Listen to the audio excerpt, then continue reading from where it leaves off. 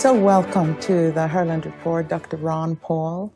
Thank you very much. It's nice to be with you. We admire you so much. I live in the Middle East, and so many people in the Middle East seem so voiceless today because the media is owned by the large corporations. We hear only perspectives of the ultra-rich, so to speak. And you are a loved man all over the world for doing the great work that you've done, both here at the Liberty Report, which I advise everybody to follow, and you focus on the respect for national sovereignty and liberty and the respect for all nations and peoples. And also in this, at this divisive moment in the United States as well. My first question to really takes us back to U.S. four-star General Wesley Clark, who has stated that much of the disarray we see today started happening around 1993 or even before, when the neocon movement in the United States gained power with Paul Wolfowitz and Dick Cheney. And I would like to ask you, because he speaks about a coup in foreign policy that took place at that time, that made America go from being a nation defending its values to being an aggressive international force. What's your analysis on what happened? Well, there's been quite a few dates that people use to describe what's happening today, whether it's in the 90s or the 80s or what. And each date contributes a good deal. But there's a lot of us who are in the freedom movement, the libertarian movement, see that our problem started even before that. We think about the progressive era. We think about the early part of the century, a Woodrow Wilson era, because he wanted to make the world safe for democracy. And if you didn't want to do it, you weren't a good American. And we got involved in a war we shouldn't have gotten involved in. So that has gone on like that. And also at that time, we, as a country, introduced the notion that big government could be financed in an easy way, just print the money. So we introduced this notion of central banking in our Federal Reserve System, which other countries have, copied us on, which we think is very damaging. But then in that same year, 1913, we introduced the notion that all income belonged to the government, and they would allow us to keep a certain percentage. So it was the income tax. So this guaranteed that the American system emphasizing individual liberty would be undermined, and it has systematically been undermined. Culturally, there's still a large number of Americans that might represent a view that I endorse, but that we've been sort of silenced. We're not on TV. We don't get TV program, and we're excluded from the universities. And even now, we have the Googles and the Facebook people sort of monitoring us so that we can't spread our message as easily as others. So I think there's two worlds going on, but there's a big contest going on, because the system where this culture has deteriorated, so has the economy. In spite of all the positive things, the economy is built on debt and malinvestment, money being spent in the wrong way, and it's coming to an end. And so that's why we're optimistic from our viewpoint of pushing and understanding liberty, is because the current system doesn't work. We see it somewhat in comparison to what happened in 1989. With the collapse of the Soviet system, because it was a failed system. It wasn't because we spent more money on weaponry. It was because it was a failed system. But I think we have a failed system now. It's affecting our culture. We have people who are competing, for what will result. So that's why you have the cultural Marxists, in our universities preaching dishevel. They wanted to disrupt our culture so that they can mold it back together in a different type of a centralized control. It's cultural more than economic Marxism. So that's the contest going on. But certainly the introduction of the neoconservative has been a big deal. And that, of course, is about the time I started getting involved in politics and took these positions where our traditions didn't mean this. We were supposed to be non-interventionists. We were supposed to stay out of this. And there were a lot of people who listened and paid attention. But, of course, there were a lot of people in strong opposition to what I was saying. But we're still trying to reach out. So we're delighted to be on a program with yours, because we find out that even though we think our numbers are small, you have found out that there are some people around the world in other countries, and we always love to hear from them. We all used to feel sorry for the people that lived in the Soviet Union, didn't we? We said the poor people, they're under such propaganda. And now we see that precise thing happening here in the West, and what we label as a totalitarian system, really, because it's a repression of free speech.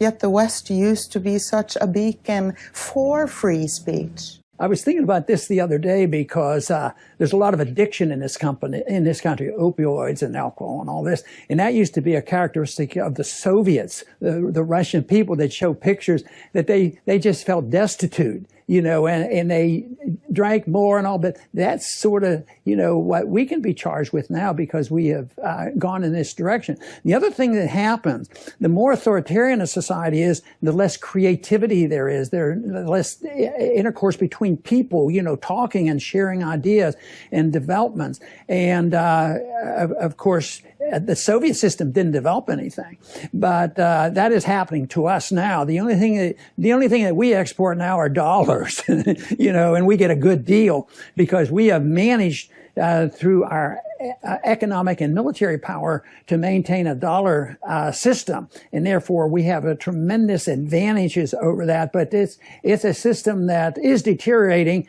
It has to be reversed. But my message is there still is a decent-sized group of people in this country who know what is right and want to go in that direction. And I also am optimistic because numbers aren't the whole thing.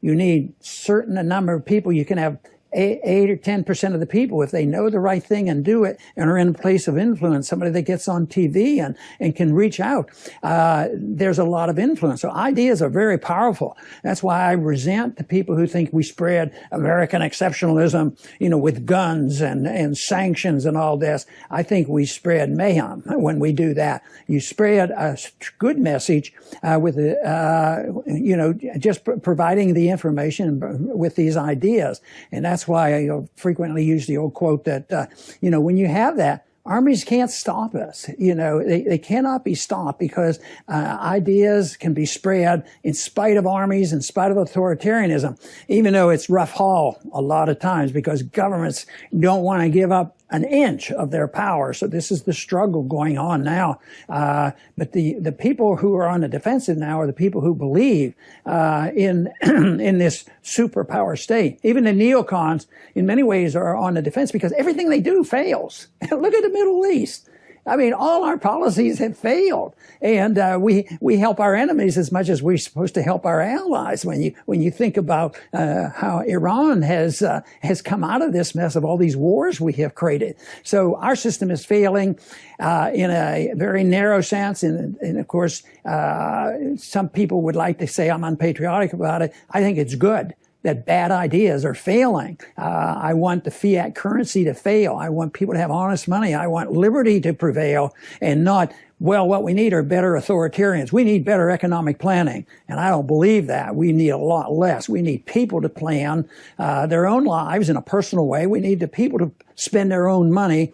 And we need to accept as Americans the idea that all foreign governments can deal with their own problems and that we don't get involved. That doesn't mean we endorse bad government, but that we don't have the moral authority to take armies, march in, and control their elections, which we too often do. We control their elections and interfere like we're going to spread our goodness. That is a good way for failure and more chaos. And it's been interesting for us speaking to many Americans, regular folks, when we've come here. And so far, all the people I've spoken to would agree with you on all that you say.